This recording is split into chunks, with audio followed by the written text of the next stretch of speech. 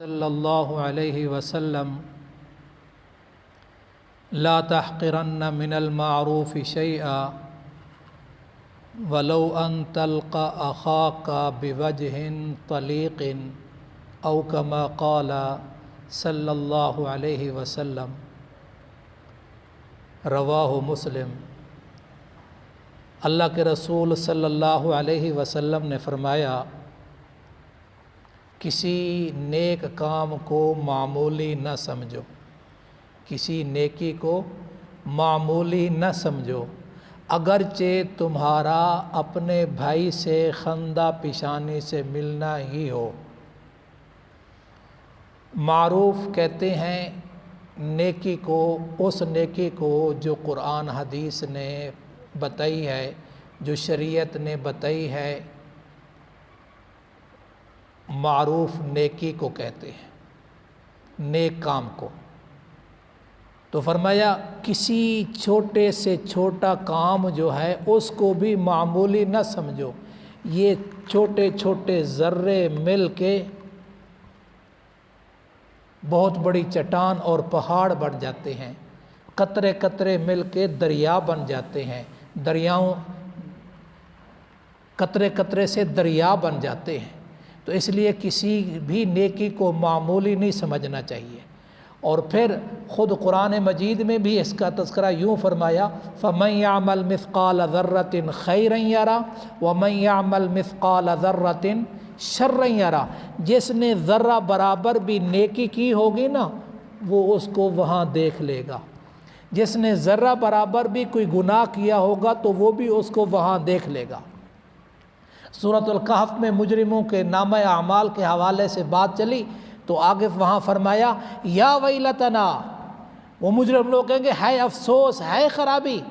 مالی ھذا الکتاب، کیا ہو گیا ہمارے اس نامہ اعمال کو، کیا ہو گیا ہماری اس تحریر کو،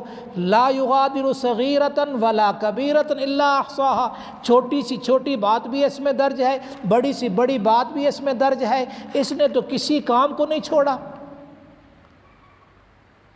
کسی کام کو بھی نہیں چھوڑا، سارا کا سارا وہاں درج ہے۔ تو اللہ کے رسول صلی اللہ علیہ وسلم نے پھر مثال کے طور پہ فرمایا، اگرچہ تمہارا اپنے بھائی کے ساتھ خندہ پیشانی سے ملنا ہی کیوں نہ ہو،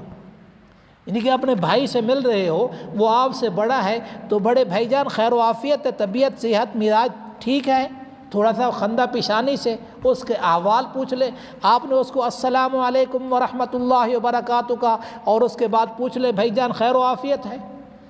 کسی نے آپ سے طبیعت پوچھ لی تو الحمدللہ بھائی جان میں خیریت سے ہوں، آپ خیر و عافیت سے ہیں، آپ کے اہل و عیال خیر و عافیت سے ہے۔ تو یہ خندہ پیشانی سے ملنا، یہ بھی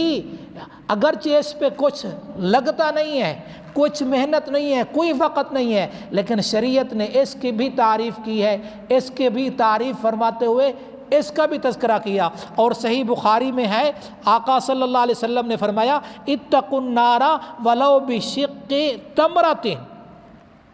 فمن لم یجد فبکلمۃ طیبہ، کہ آقا صلی اللہ علیہ وسلم نے فرمایا آگ سے بچو اگرچہ کھجور کے ایک ٹکڑے کے ذریعے ہی سے کیوں نہ ہو، ایک کھجور کا ایک ٹکڑا ہی کیوں نہ ہو۔ اب ایک کھجور کا ٹکڑا کیا بات ہے، فرمایا جو شخص اس کو نہیں پاتا، اس کو کھجور کا ٹکڑا بھی نہیں ہے تو اس کو چاہیے کہ وہ اچھی بات کے ذریعے جہنم سے بچے،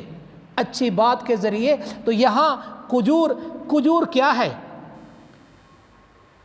اسی کے ذریعے یہی کھجور کا ٹکڑا بھی جہنم سے بچنے کا ذریعہ بن سکتا ہے۔